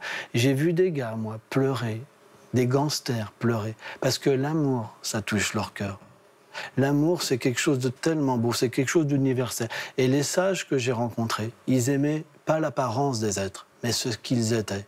Or, à leur contact, j'ai pu véritablement comprendre la nature de l'être et aimer l'être. Et on a des rencontres tellement merveilleuses. Alors je suis troublé parce qu'évidemment, là vous venez de raconter une existence entière et du coup comme c'est un résumé, on a passé beaucoup de temps sur votre période de violence et je vous entends parler comme ça. Et donc c'est pour ça que je vous ai demandé il y a combien de temps. Effectivement c'était en 93, c'est pas, vous n'êtes pas arrivé avant-hier. Il y a beaucoup de choses à dire, je voulais juste avoir une réaction de Patrick sur cette tranche de vie, ce basculement. On verra votre histoire est différente, mais ce que vous venez d'entendre en face de vous. Moi je trouve qu'on est tellement similaires par notre chemin, on ne fera jamais les choses à moitié. Où on va max, où on fait pas. Mais j'ai énormément de respect parce que d'abord, il m'épate, parce qu'il va au fond des choses. Ça, je trouve ça extraordinaire. Je suis pas forcément d'accord avec tout ce qu'il dit par rapport à l'amour et par rapport à machin, bah c'est ceci. Je suis pas forcément d'accord. L'amour, machin, ceci. Bon, il n'y a pas de débat là-dessus. Ça, c'est votre histoire, ça, c'est la vôtre. Alors, du coup, tout à l'heure, vous avez raconté ce moment extraordinaire où vous êtes effectivement comme dans une sorte de garde à vue et on vous met dans un bureau et là, il y a un policier qui est en train de travailler sur le cas de ces enfants maltraités. Ça fait écho à votre propre histoire. Il va vous demander un coup de main, vous allez lui donner un coup de main et du coup, ça va donner lieu à quelle vie finalement? Ça chamboule le truc tellement fort que, idiot que je suis, je me retrouve dans une prison, par ma réputation, je me retrouve dans une prison où on n'est que 60 détenus, t'as que des perpètes, des condamnés à mort, t'as vraiment la crème des crèmes qui est là. C'était même une fierté pour moi d'être dans cette prison-là, pas être dans la prison des... Ouais, c'était quand même bien, quoi. Et je suis tellement émerveillé par le personnage, et je suis tellement convaincu que je dois faire quelque chose pour l'aider. Je regarde la télévision et je vois à l'époque une émission qui s'appelle Tous à la une, présentée par Patrick Sabatier. 1989. Et je vois cette émission, et moi, comme un idiot, je me dis, je vais écrire. Je vais écrire pour qu'on parle de ce flic et machin, bazar, mais sans aucune... Mais vraiment jamais... On va jamais me répondre, c'est pas possible à la prison. Et 3 semaines plus tard, on m'appelle au greffe, et on me dit, écoute, téléphone pour toi. Je dis, qu'est-ce que c'est que ça fait des années que je suis en prison. Je dis, qui m'emmerde. Mais je vais quand même. Oui, bonjour, c'est Patrick Sabatier. Et moi, je suis Michael Jackson, hein, c'est bon. Et c'était Patrick Sabatier. Une semaine après, il a débarqué en prison. Ils avaient déjà téléphoné, ils avaient déjà les autorisations du ministère de la Justice pour venir me filmer en prison et tout, bazar. Où là, vous mettiez à l'honneur Pierrot, donc, ce policier qui s'occupait des enfants. J'ai un gros dilemme, parce que je suis quand même dans une prison où on est 60. Il y a même des mecs du CCC qui sont là, les fameux terroristes. C'est quand même pas des bras cassés. Hein. Et je réfléchis, je me dis, c'est bien de parler du flic à la télévision, mais en contrepartie, le lendemain, je suis mort. Hein. Ah oui, il y a pas... Vous êtes face à un dilemme. Ah oui, où je parle du flic qui sauve des gosses, et je fais quelque chose de bien, et je suis mort le lendemain, parce que c'est les règles du jeu. Et les mecs en face de moi, ils vont jamais accepter, ils vont ouvrir la porte, ça va être cuit. Et puis je dis, merde, hein. Et j'accepte. J'accepte de parler du flic, en même temps, dans ma tête, je me dis... Bah, il me reste plus que 8 heures à vivre, il me reste plus que 6 heures à vivre. Et vous le pensez vraiment, ça? Ah ouais, mais c'est obligé. Et j'accepte, et on fait l'interview, et machin, bazar.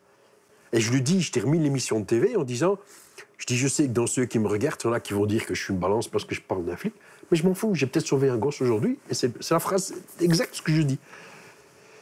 Et c'est un moment, je vais vivre un moment extraordinaire, parce que, comme il le dit, c'est tout des truands, c'est des tueurs, c'est ce que la société considère comme plus bas, comme plus noir. Et l'émission de télévision se termine, il y a le générique qui tombe. Et moi, je me dis, ça y est, allez, je vais m'allonger, je vais rester habillé. Au moins, je ne serai pas tout nu quand je vais crever, mais au moins, je suis habillé, quoi. J'essaye d'être propre, je fais mon lit funéraire. Et le générique s'arrête. Il faut s'imaginer, on est 22h30 à l'époque. La prison, il n'y a pas un bruit, il n'y a rien. Et puis j'entends un mec qui applaudit. Puis j'entends un deuxième mec qui applaudit. Puis j'entends un troisième mec. Et d'un coup, il y a toute la prison qui applaudit. Les mecs qui prennent des gamelles et commencent à taper sur la porte. Et je vis là un des moments, pour moi, le plus humain de mon histoire. Parce que je me rends compte que les mecs qui sont des truands, des tueurs, des machins, c'est finalement que des hommes, des pères, des frères et des mecs comme moi, quoi. Et qu'est-ce que ça nous dit, finalement, de notre humanité, cette histoire? Mais comme je le dis souvent, je sais pas tout expliquer. Je sais que le lendemain matin, les portes sont ouvertes. Bon, attendez, ils sont pas sautés à mon cou non plus. Il faut pas exagérer non plus. Hein. Il y avait un sourire, comme l'air de dire, t'as vraiment bien fait les trucs, t'as assumé jusqu'au bout, chapeau, c'est bien ce que t'as fait. Mais sans polémique, sans aborder le sujet, voilà, c'est fini. Mon statut n'a pas changé. Je suis resté ce que j'étais en prison. On a continué, on boxait ensemble, on faisait du sport ensemble et ceci. La seule différence, c'est que Pierrot, tous les jeudis, il venait me voir en prison. Il me parlait de son association Flics et Voyous. Et moi, j'ai continué à faire mes années de prison. Et le jour où je suis libéré de prison, et Pierrot, il vient me voir, il me dit, écoute, on fait une traversée du désert avec les jeunes, est-ce que tu veux bien venir? Je dis, écoute, mec, je viens de taper des années dans 9 mètres cubes. Je dis, tu vas pas m'emmener dans un temps. Franchement, il dit, ouais, viens, ça va te faire du bien. Et puis les jeunes et les machins et les bazars. Je dis, allez, d'accord, je viens avec toi. Et je fais 150 km à pied avec 60 jeunes. Qu'on était sortis de prison, qu'on était sortis d'asile, de centres fermés, c'est-à-dire le déchet de l'humanité comme il doit connaître. Et on me donne les 7 plus hard. Donc un parricide, un machin, un chef de gang et bazar. Donc Pierrot, il était de nouveau finot, c'est un salaud, parce qu'il savait très bien ce qu'il faisait. Donc il me jette dans ce bazar, alors que j'ai aucune éducation, aucun diplôme, j'ai rien. Et petit à petit, il y a la symbiose qui fait, et je me rends compte qu'il me parle, j'y rends compte que la prison, c'est une référence pour eux, donc il me parle à moi, il me parle pas à un psy, il parle pas à un flic, mais comme j'ai fait de la prison, donc je suis la référence, et voilà, et il y a quelque chose d'extraordinaire qui se fait, il y a vraiment une communion qui se fait entre nous, et je reproduis le schéma que j'ai vécu. À la fin du voyage, les mecs sont soudés parce qu'ils ont compris qu'ils ont l'appartenance d'un groupe, les 7 et moi, on est devenus un groupe. Donc, je refais tout ce que j'ai été chercher ma vie avant, c'est que les mecs, ils ont ce sentiment d'appartenance, qu'ils soient noirs, qu'ils soient arabes, qu'ils soient machin, bazar. On oublie, on est un groupe, alors que normalement, on devrait être des ennemis. Et je me rends compte que je suis fait pour ça. Ça, c'est quoi? De tout ce que j'ai fait de négatif, finalement, je suis capable de faire des trucs positifs. J'ai pas sorti un flingue, j'ai pas mis une tarte, j'ai changé des vies, j'ai sauvé des vies. Et je me dis, c'est ça que je dois faire. Et Pierrot l'a compris, parce que j'ai vu, il avait un sourire et tout, machin. Et pour faire bref, sa supérieure à l'époque était Madame Nadia de Vroet, me convoque dans son bureau, elle me dit, voilà Patrick, on est en train de monter un nouveau truc, on est en train de monter une section spéciale pour tout ce qui est victime de rapts parentaux. Parce que pour des raisons administratives et protocolaires, la justice ne peut pas aller dans des pays pour des démarches, machin. Il dit, ce serait bien qu'on ait un truc sur le côté. Et je dis oui. Et en marge de mes jeunes, et en marge d'une activité professionnelle que je suis obligé de faire pour ne pas retourner en prison, je fais en même temps, je démarre tout ce qui est récupération d'enfants rapts parentaux. Et le hasard fait que je me retrouve au Kosovo dans les années noires entre 93 et 95, où je découvre une autre partie de l'humanité, les massacres et les boucheries et les bazars. Mais comme j'ai un vécu particulier, je me rends compte que je survis à ce que je vois grâce à mon vécu. Le problème, c'est que je ne me rends pas compte que je prends Pierrot avec moi dans mon trip. Mais Pierrot, il n'a rien vécu. C'est un flic, c'est un ancien avocat qui est devenu flic. Mais je l'emmène avec moi du côté le plus obscur de la chose. Et je ne vois pas qu'il s'enfonce. Il arrive ce qui arrive, 2008, il se suicide. Et là, de nouveau, ça s'arrête. Quelqu'un à qui vous étiez attaché à nouveau. Ouais. Voilà.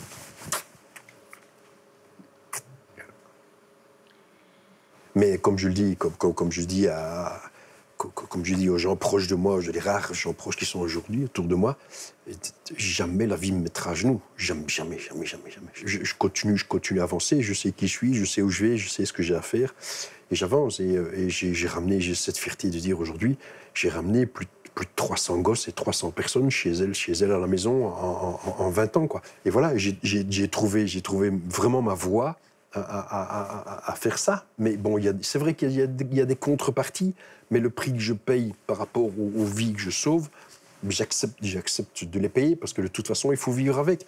Même si lui, il est dans la gentillesse et la douceur et ceci, il doit aussi avoir ses démons, il a aussi ses cauchemars. Mais il va peut-être pas vous en parler ici, mais il doit aussi se réveiller des nuits où il se dit qu'est-ce que j'ai foutu, pourquoi j'ai tué celui-là, pourquoi j'ai tapé dans sa gueule et ceci.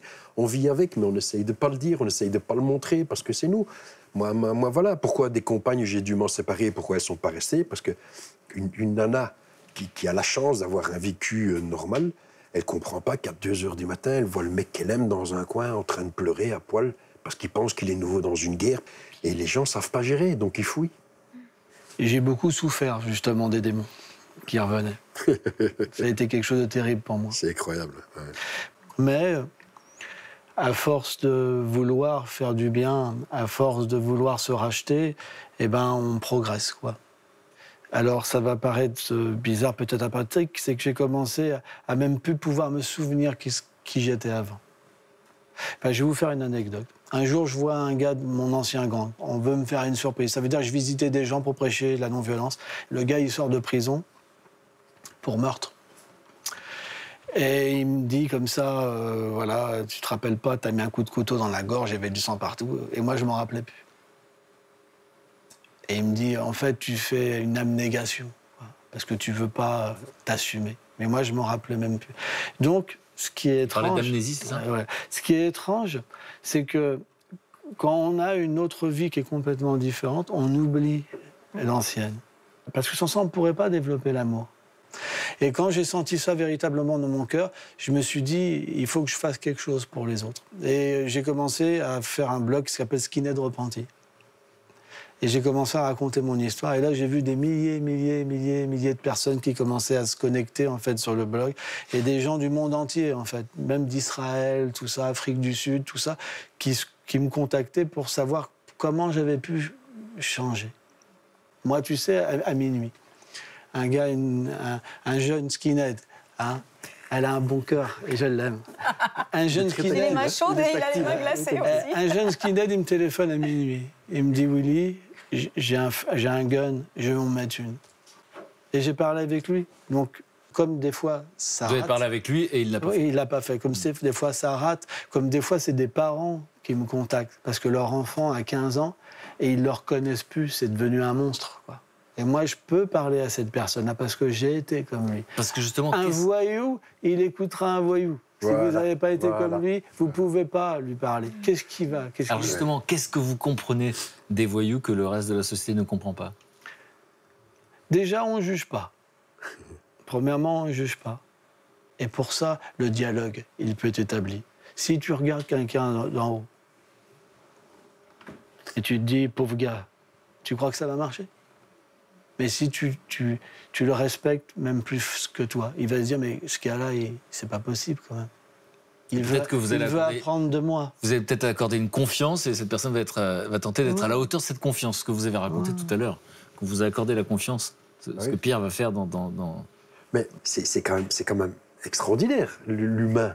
De toutes les périodes noires, de tout ce que j'ai vécu, et peut-être je vais encore en vivre d'autres, si la vie m'aurait écouté et aurait mis fin à mon parcours, je serais passé à côté de moments extraordinaires et de gens extraordinaires que je connais aujourd'hui, et ça aurait été une double catastrophe. Parce que ça m'aurait privé la rencontre de gens que j'aime profondément, de rencontres extraordinaires, de rencontres imprévues, et ça voudrait dire que le côté obscur aurait gagné 2 fois. Alors vous avez une sacrée légitimité, en tout cas, pour en parler comme ça, tous les deux. Alors, on continue cette conversation dans un instant. Je voudrais vous montrer un reportage qui devrait vous intéresser. C'est le portrait d'un homme qui a un parcours qui ressemble un petit peu au vôtre, puisque, comme vous, il a choisi de se réinventer pour mieux se reconstruire. Il s'appelle David Lafraise. C'est un ancien braqueur qui était fiché au grand banditisme. Aujourd'hui, il travaille dans un Carmel, dans le Gers, transformé en gîte solidaire. Et là-bas, David a trouvé non seulement un havre de paix, mais aussi un foyer. Je vous propose de le découvrir en images. On en parle juste après.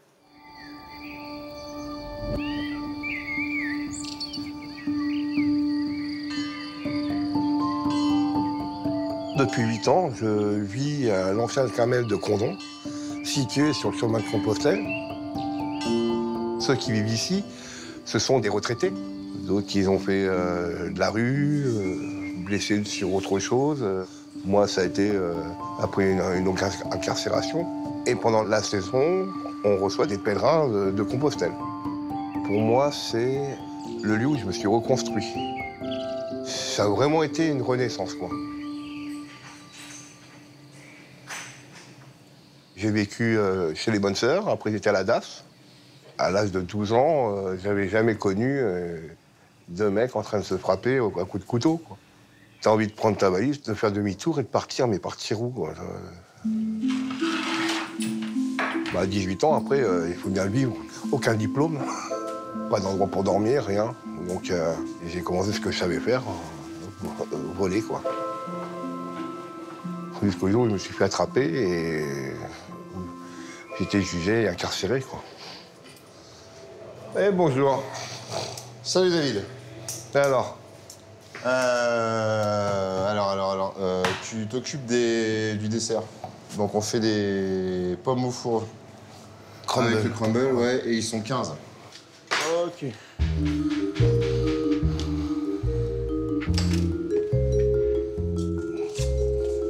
Je travaille aussi au sein du Carmel en tant que cuisinier. J'ai vraiment l'impression de participer devant une bonne table. Il y a toujours les gens contents. Donc ça met les gens de bonne humeur. Ah, j'aime ça, moi. Et hop là! Je suis arrivé ici, j'étais le mec de Paris, quoi, toujours sur les nerfs, agressif avec les gens. Aujourd'hui, je suis plus ça, quoi. J'ai vraiment changé, quoi. Et voilà le dessert.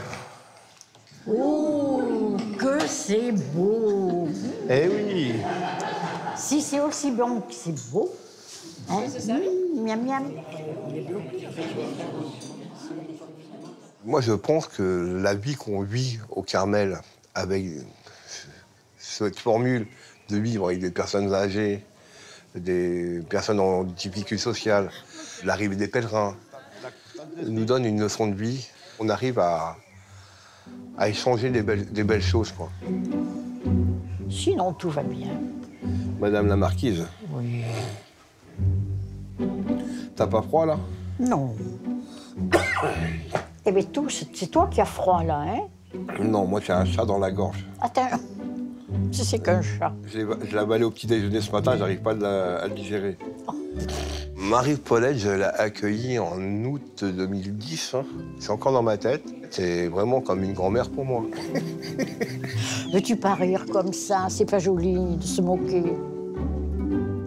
Oh ben, je considère David, oui, comme un ami et comme une présence pour moi indispensable. Vous voyez, quand il y a quelque chose, oh, moi c'est David. J'ai besoin, je suis au rez-de-chaussée, mais c'est souvent David, tu peux descendre, j'ai besoin de toi, voilà. C'est l'homme indispensable.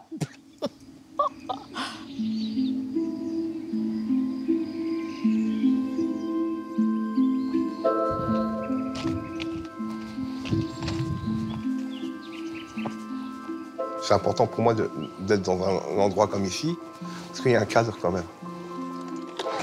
Alors, si je ne serais pas venu ici, je ne serais pas dans cet état de vie, déjà. Je pense que je serais en train de me clochardiser, peut-être, perdu.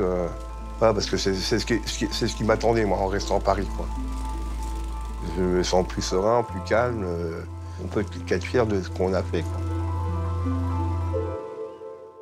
Alors, votre réaction, dans un instant, je vous présente mes camarades qui nous ont rejoints pendant le reportage, Anaïs, Brigitte et Luc. Bonjour. Camarades.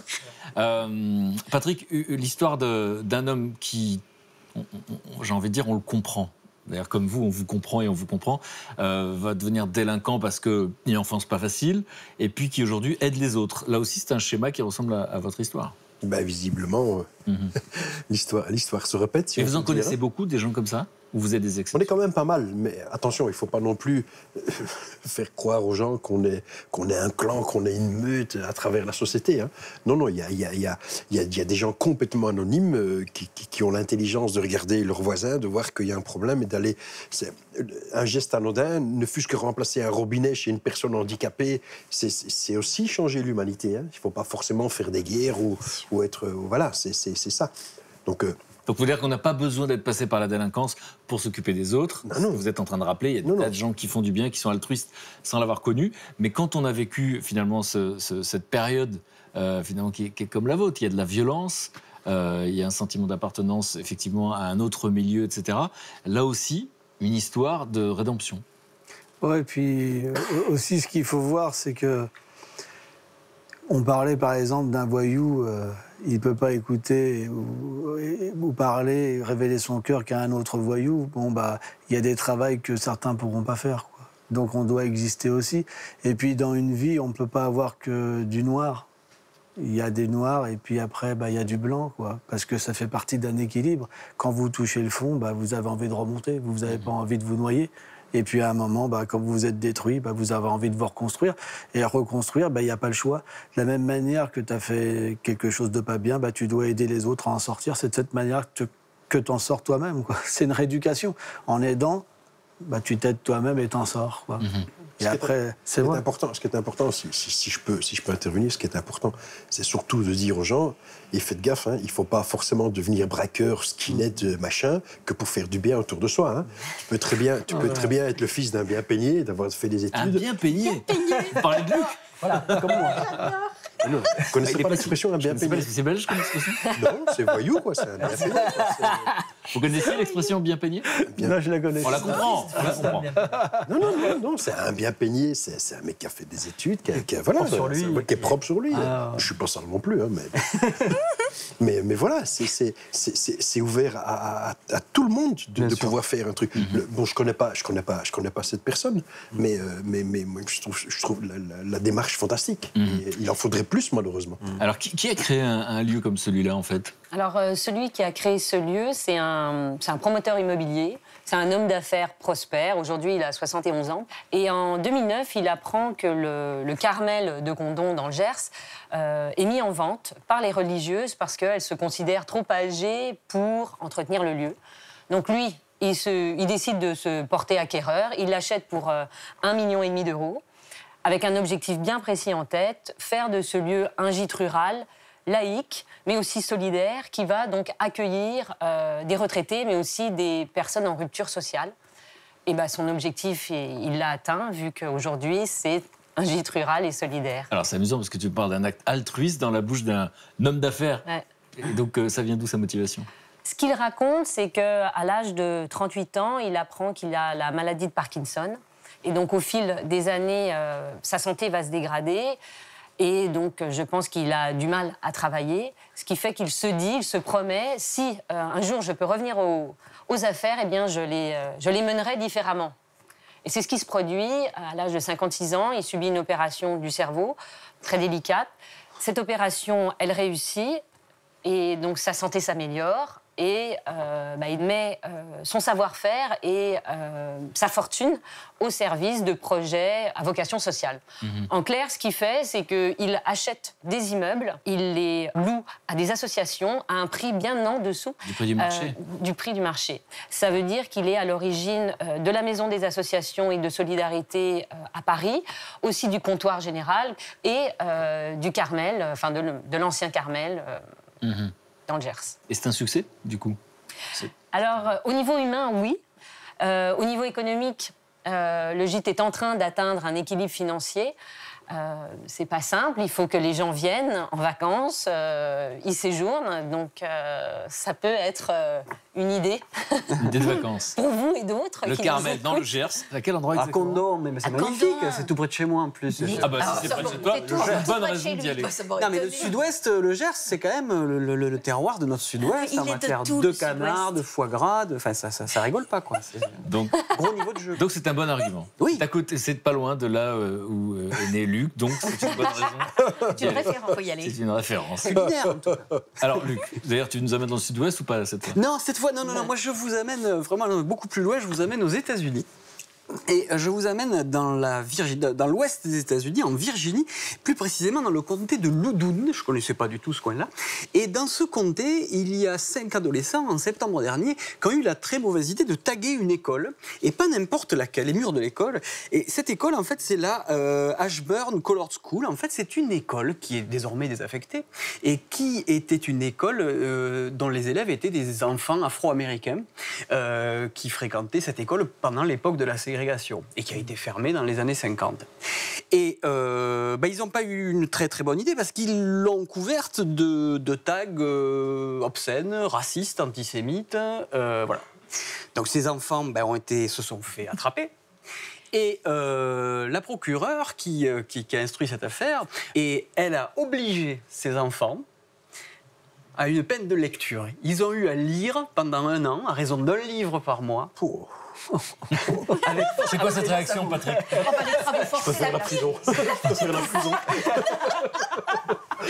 prison. Mais vous écrivez des livres, mais vous ne les lisez pas? Non. Vous lisez les vôtres, ou pas ceux des autres? Je sais, ça, l'anecdote fait rire. Je n'ai jamais lu un livre.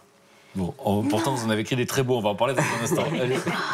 Oui, donc une peine alternative intéressante. Fantastique, oui. Avec une fiche de lecture à écrire à la fin de chaque mois. Donc il faut se les taper, les livres. Il faut y aller. Alors avant d'avoir le résultat, je pose la question à William. Parce qu'effectivement, vous avez été montré du doigt par Patrick. Ça nous a rappelé certains de vos actes, même si c'est très léger par rapport à ce que vous avez fait. Vous d'arriver à imaginer si quelqu'un vous avait demandé de lire, on verra quel était le but et si ça a marché, mais de vous demander de lire des livres à ce moment-là de votre vie, qu'est-ce que ça aurait fait? Je pense que j'aurais rigolé. Quoi. Même aujourd'hui? Non, à l'époque, pas aujourd'hui. À l'époque, j'aurais rigolé. Par exemple, quand j'avais les gars de la PJ qui venaient, ce qu'on appelle les presses purées, ça me faisait marrer. J'apprends des expressions aujourd'hui. On enrichit notre vocabulaire. Les presses purées, c'est les gars de la PJ? C'est des gars qui doivent te faire avouer ton meurtre, etc. Quoi. Mais il y avait quand même une sensibilité en moi. Je pense que j'aurais pu comprendre quand même que j'aurais peut-être pu réfléchir. Quoi. Ouais, non, William, si je peux me permettre, n'oublie pas non plus que là tantôt, et on était d'accord tous les deux, à cet âge-là, on n'avait pas conscience de la connerie qu'on faisait non plus. Vrai. Tu le dis, comme moi je le dis. Il a raison. Non, mais c'était pas possible pour moi. Maintenant que la punition, le châtiment soit utile, d'accord. Mais les mecs, comme tu le dis justement, ils n'ont pas conscience de la gravité de la connerie. Non, mais t'as raison, Patrick, j'analyse maintenant. Mais à cette époque-là, j'aurais pas pu revenir en arrière dans mon action. J'aurais été complètement. En tout cas, dans votre cas, effectivement, parce que vous étiez vraiment complètement parti là-dedans. Et alors, dans le cas de ces jeunes. Dans le cas de ces jeunes, ils ont tout de suite plaidé coupables. Ils ont tout de suite dit oui, c'est nous qui avons fait ça. Et ils n'ont pas eu à lire n'importe quel livre. On leur a donné à lire des livres qui traitent de la tolérance, des livres qui traitent des questions de racisme, d'antisémitisme, de la différence, du rapport à l'autre. Par exemple, La couleur pourpre de Alice Walker ou La nuit d'Elie Wiesel qui parle de la Shoah. La couleur pourpre, et la couleur, voilà. Les cerfs-volants de Kaboul ou plein de livres comme ça qui font prendre conscience. Et c'est pas tout. Non seulement ils ont eu 1 an de lecture, donc comme peine, et ils ont eu aussi à regarder 14 longs métrages, comme La liste de Schindler de Spielberg. 12 Years a Slave, le film sur l'esclavage aux États-Unis. Donc c'est 14 longs métrages à regarder. Ils ont eu aussi une visite obligatoire du musée de l'Holocauste à Washington. Voilà. Et ils ont eu à faire, pour finir, une dissertation, rédiger une dissertation sur pourquoi, à leur avis, ils ont commis cet acte. Est-ce que ça a marché sur ces jeunes? Sur ces jeunes.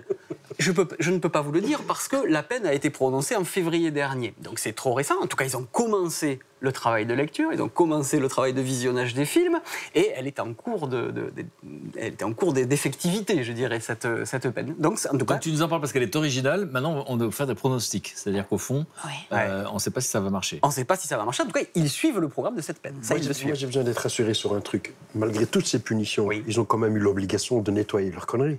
Ah, c'est marrant que vous disiez ça parce que c'était ma conclusion. Ça tombe très bien.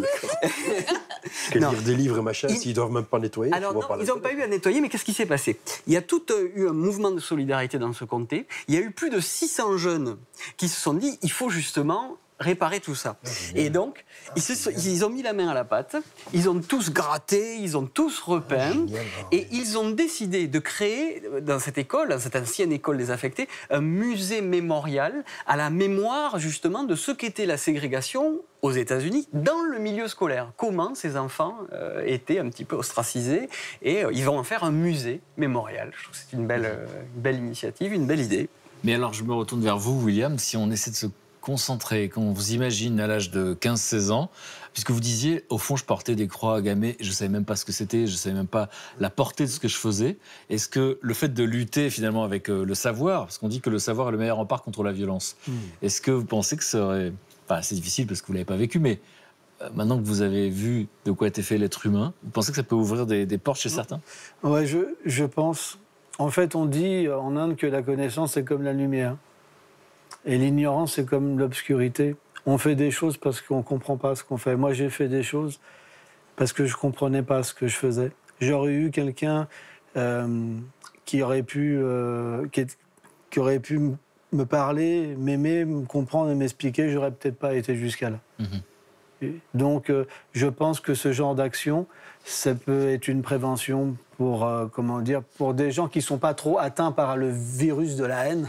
Parce que sans ça, c'est pas possible. Mais ça peut permettre véritablement d'avoir une réflexion et de comprendre de se repentir finalement. Quoi. Et de comprendre ce qu'on est en train de faire. Tout à fait. Merci, Luc, Avec pour plaisir. cette initiative originale. Et donc, il faudra donner le résultat, évidemment. Absolument. Brigitte, toi, tu vas nous parler de la prévention, au fond. Voilà. Je vais vous parler d'une femme pour qui la violence, la délinquance n'est pas une fatalité. Alors, cette femme, elle s'appelle Gisèle. Et voilà ma Gisèle. Et Gisèle est née au Zaïre et elle est arrivée en France, elle avait 7 ans. Et elle a grandi dans un quartier, le quartier de la Madeleine à Évreux, qui est plutôt réputé pour sa violence et ses problèmes, plutôt que pour sa douceur de vivre. Donc, elle a grandi là et elle a un grand frère. Et ce grand frère, il y a 20 ans, il s'appelle Stéphane. Et il s'est dit, faut qu'on fasse quelque chose. Avec 3 amis, ils ont créé une association pour venir en aide et lutter contre la délinquance et pour aider les jeunes à s'en sortir, à trouver un emploi, etc. Elle s'est investie, elle est devenue bénévole dans l'association. Et maintenant, 20 ans plus tard, elle a 41 ans et elle en est la présidente. Et elle se démène pour cette association. Alors concrètement, qu'est-ce qu'elle propose, cette association? Alors, au départ, cette association proposait surtout s'occuper des jeunes pendant l'été. On les emmenait, on leur proposait des loisirs, on leur faisait des sorties culturelles, faire du sport. On les amenait au bord de la mer pour pas qu'ils traînent dans les rues. Et puis, petit à petit, elle s'est spécialisée, cette association, dans la réinsertion sociale et professionnelle. Elle est allée rencontrer les agences d'intérim et Pôle emploi. Elle est allée frapper à leur porte pour leur expliquer qu'entre les jeunes et les entreprises, ça pouvait fonctionner, même les jeunes des quartiers. Dépasser un peu les préjugés qu'on pouvait avoir peut-être sur les jeunes. Merci, tu m'as trouvé le mot que je ne trouvais plus. Dans l'association, du coup, c'est la réinsertion qui est devenue leur priorité. Alors, pour leur éviter surtout de tomber dans la délinquance, et et puis les aider à trouver du boulot. Alors qu'est-ce qu'ils font? On leur apprend à faire leur CV, on leur apprend à écrire des lettres de motivation, parce qu'ils n'ont pas toujours les mots, ils ne savent pas exactement comment tourner ça, c'est pas évident. Hein. Et ensuite, on leur fait des ateliers de simulation d'entretien pour pouvoir être plus à l'aise quand ils rencontrent un patron ou quand ils vont dans une entreprise. Donc ça, c'est la base pour aider les jeunes à s'insérer, les aider, les accompagner dans la recherche d'emploi. Est-ce qu'il y a une idée originale particulière? Alors là, depuis 1 an, Gisèle a créé le Job Challenge. Alors voilà comment ça se passe. C'est une journée qui permet la rencontre entre des chefs d'entreprise ou des organismes de formation et des jeunes à la recherche d'emploi. Alors, ils se rencontrent, mais alors il y a une chose un peu particulière, c'est-à-dire que ce ne sont pas les jeunes qui se présentent en premier, ce sont les entreprises, les chefs d'entreprise qui expliquent quelle est leur entreprise, comment ça fonctionne, ce qu'ils recherchent comme profil et ce qu'ils recherchent comme diplôme.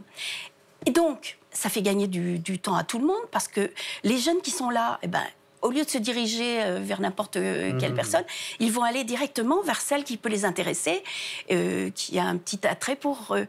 Alors, il y a déjà eu 2 Job Challenge.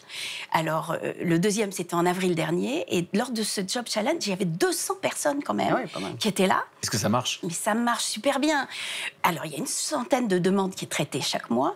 Mais en 2017, il y a 212 jeunes qui ont trouvé un emploi. Wow. 212, hein. Et ça fait 20 ans que ça dure. Ils n'ont pas été capables de dire le chiffre depuis 20 total, ans, tellement c'est énorme. Il y a aussi 50 jeunes, en 2016, qui ont trouvé leur voie. Donc Gisèle, elle a été récompensée en 2013. Elle a reçu le deuxième prix du prix Solidarité version féminin européen en 2013. Et son but actuel, c'est de s'agrandir et d'aller dans tous les quartiers d'Évreux pour pouvoir aider tous ces jeunes à s'en sortir, à trouver un emploi. Ils ont des subsides ou ils s'autofinancent ou ils fonctionnent comment? Il y a la ville d'Évreux qui les aide. Il y a des entreprises qui les aident, qui font des dons. Chance. Voilà, oui, ils sont aidés. Oui. Et est-ce qu'il y a une obligation, les jeunes qui ont la chance de s'en sortir? Est-ce qu'il y a une prise de conscience? Est-ce qu'il y a des jeunes qui reviennent en se disant, si on m'a aidé, je vais renvoyer la chance? Eh bien oui. Lors de ces Job Challenge, ils viennent expliquer ce qu'on a fait pour eux et comment ils s'en sont sortis. C'est une chaîne, c'est un système collectif. Pour que ça marche, pour que les gens changent, il faut qu'on s'y mette tous ensemble. Il ne faut pas qu'un soit dans un coin, un que ceci, un que cela. Il faut que ça continue. Comme un employeur qui a l'intelligence et les couilles de venir chercher un mec qui vient de rien, il est dans la continuité de ce que nous on fait. Parce que nous, on ne sait pas donner du boulot. Moi j'ai donné du boulot, mais voilà, il faut faire prendre conscience aux gens qu'on est plus forts tous ensemble que tout seul dans son coin. Quoi. Voilà, c'est ça. Et ça en est la preuve. Il y a un phénomène aussi de rejet de la société. Si la société est plus belle, elle est plus humanitaire, automatiquement, on peut plus se diriger vers la société et se réinsérer. Mais pourquoi on devient voyou? Souvent, c'est parce que le système ne nous plaît pas. Quoi. Ouais, mais William, moi je connais des mecs aussi, des bien peignés, de bonnes familles qui sont devenus des voyous aussi. Hein. Oui. C'est pas parce que tu viens d'une cité ou que tu t'appelles Abdullah Karima que tu es forcément une tache noire. Tout à fait. Mais moi j'ai connu des gens de bonne famille qui étaient aussi, c'est un langage, moi, je ne veux pas dire qui m'énerve, parce que je ne veux pas être en conflit, mais on commence dans cette société, malheureusement, à taper des étiquettes directement. Tu viens du 9-3, tu es de l'autre côté du ring, c'est pas bon, ça vient pas. Attends, laisse-moi t'expliquer, mon pote. Moi aussi, j'ai fait des études, moi aussi, j'ai un diplôme, et ceci et cela, avec l'intelligence que la demoiselle nous explique. Si tu permets à l'autre de dire, viens, dis-moi qui tu es. Si maintenant tu arrives et que tu dis, vas-y, je te déchire de mon calibre, ceci. Cherche pas du travail à ce mec-là, hein. Tu sais bien que ça sert à rien, William. Il faut rester lucide aussi. Tout le monde n'est pas beau, tout le monde n'est pas gentil. T'as des mecs avec qui on pourra jamais rien faire, et t'as des mecs qui resteront comme ça. Et comme elle le dit dans son dialogue, les gens viennent voir, tiens, on cherche un diplôme autant. Si les mecs, ils ont été comme toi et moi, cons, qu'on n'a pas fait les études quand il fallait, c'est déjà un peu plus dur que la moyenne. Hein. Même on peut être intelligent, si tu n'as pas de diplôme, on part avec un handicap certain. Donc voilà, il faut aussi garder l'église au milieu du village. Quoi. Disons, quand je dis rejet de la société, c'est que j'ai connu aussi des gens qui venaient des familles très riches, qui ne voulaient pas être comme leur père dans cette société. Ouais, effectivement. En tout cas, merci en tout cas Brigitte pour cette association donc, qui a reçu le prix de notre partenaire Version Féminin. Merci en tout cas à vous d'avoir choisi de témoigner. Vous êtes dans la transmission puisque William, vous avez publié une autobiographie, un skinhead repenti devenu swami, donc moine hindouiste, et donc de la haine à l'amour. C'est votre message, il se résume finalement en une phrase. Et là, ce ne sont pas que des formules, c'est votre vie. C'est votre existence. Et du coup, c'est vrai que vous avez eu plusieurs visages pendant cette émission. C'est-à-dire que moi, j'ai en face de moi un gars super gentil. Et de temps en temps, vous parlez de celui d'avant. Et vous aviez le visage qui rappelait celui que vous aviez dû être, effectivement. Mais en tout cas, merci d'en parler avec autant d'authenticité. Voilà. Est-ce qu'elle a les mains chaudes, Pascal? Elle a des mains pleines de bons sentiments. Bon, merci beaucoup. Se transmet. Merci beaucoup, William. Merci d'être venu nous parler de tout ça. Et puis, Patrick, vous disiez, voilà, moi, j'ai jamais lu un livre, mais vous en avez quand même écrit, des très, très chouettes, aux presses de la Renaissance, dans ce cas-là. Et puis, l'éditeur de celui-là, c'est Autopersonnel. Autopersonnel. Alors, le premier, c'est Les Trois Marches, une belle revanche sur la vie, c'est votre histoire. C'est le premier, ça, oui. Ça, c'est le premier. Et le deuxième, Acte 3, il nous raconte quoi? C'est la continuité, c'est les choses que je n'avais pas racontées dans celui-là, parce que la maturité, parce que le chemin fait qu'à un certain moment, on ose dire des choses qu'on n'osait peut-être pas dire il y a 5 ou 10 ans. Et c'est pour ça que j'en écris encore un maintenant, parce que je suis nouveau dans une étape de ma vie où je vais dire des choses que je n'ai pas osé dire. Donc c'est toujours, c'est toujours autobiographique, c'est toujours dans la continuité. En tout cas, merci là aussi pour votre authenticité. Puis vous avez le sens de la narration, parce qu'il y a des scènes très très fortes de votre existence qu'on n'oubliera pas. J'écris comme je parle, c'est ma force. Voilà, donc on vous conseille ces livres. Merci sincèrement. Merci Pascal pour votre regard. Et puis merci à vous pour votre attention. J'espère que voilà, vous avez aimé ces témoignages qui nous donnent une sacrée vision de la nature humaine. On se retrouve très très vite sur France 2. Demain, nous recevrons 3 invités un peu spéciales. 3 mères de famille qui se sont donné corps et âme pour leurs enfants. Des enfants qui vont profiter de notre émission pour leur faire aujourd'hui de belles surprises. Ma maman, elle m'a vraiment dédié sa vie jusqu'au bout. À 34 ans, Liliane s'est retrouvée seule enceinte de sa fille Aurélie.